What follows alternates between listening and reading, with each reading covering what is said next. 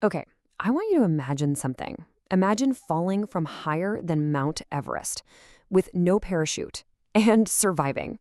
It sounds like something out of a comic book, right? But this isn't fiction. It's exactly what happened to one woman in 1972.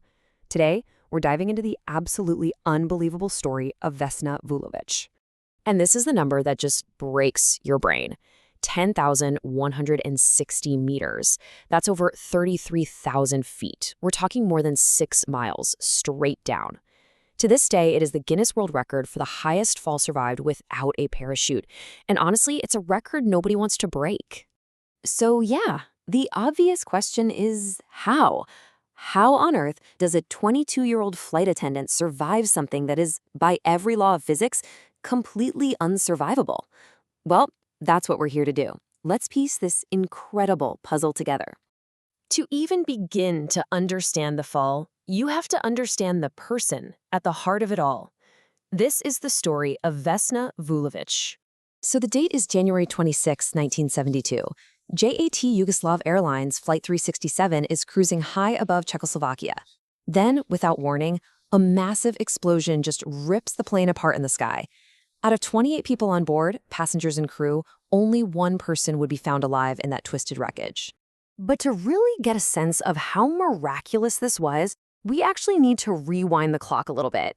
Because the hours leading up to this flight, they were filled with these really eerie feelings, strange premonitions, and just bizarre twists of fate.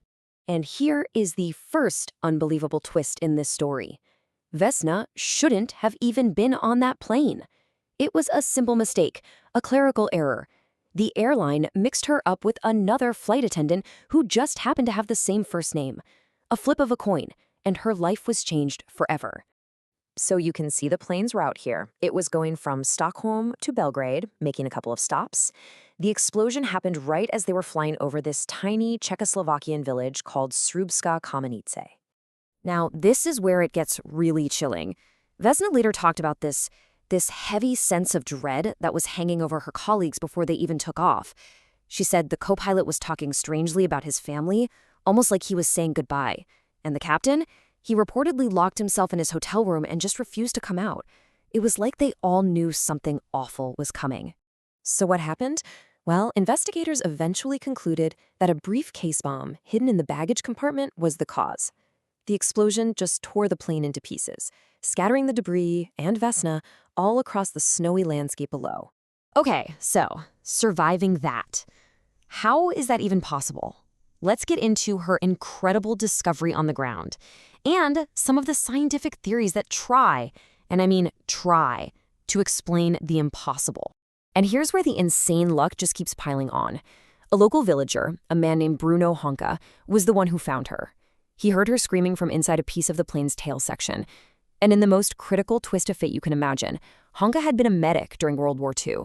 He knew not to move her. He knew exactly what to do to keep her alive until rescuers could get there. But survival doesn't really do it justice. I mean, look at this list of injuries. It's just catastrophic. A fractured skull, brain hemorrhaging, 3 broken vertebrae, one of them completely crushed, a broken pelvis, broken legs, broken ribs. She was paralyzed from the waist down and in a coma for days. It's a miracle she was even in one piece. So what saved her? Well, it wasn't one thing. It was this perfect storm of completely improbable events.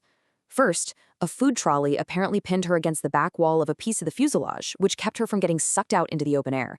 Then, that whole section of the plane tumbled down onto a heavily wooded, snow-covered mountainside, which acted like a giant cushion for the final impact. And maybe most critically, doctors believe her history of low blood pressure made her pass out almost instantly from the shock, which probably prevented her heart from literally exploding on impact. You know, you'd think that's the end of the story, right? She survives, she recovers, but in a lot of ways, that's where a whole new and maybe even more complex story was just beginning. Let's take a look at her extraordinary life after the fall. Immediately after the crash, boom, she's a national heroine in Yugoslavia, a symbol of survival. In 1985, Guinness makes it official. But then her life takes a really dramatic turn in the 90s. She becomes a very outspoken pro-democracy activist, protesting against Slobodan Milosevic, which got her fired. Her journey kind of came full circle when she gave a victory address after he was finally thrown out of power in 2000. So you really see these two completely different lives she lived in the public eye.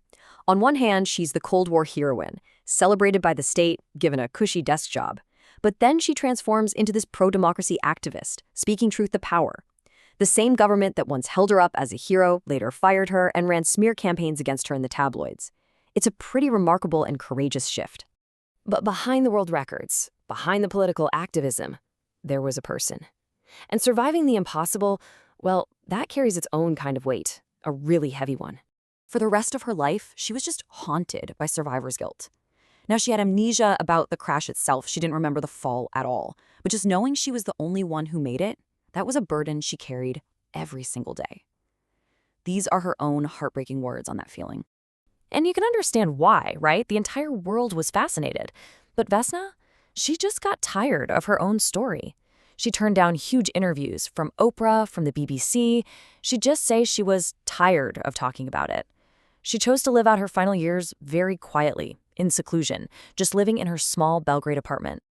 And it's so important to remember this. At the crash site today, there's a monument.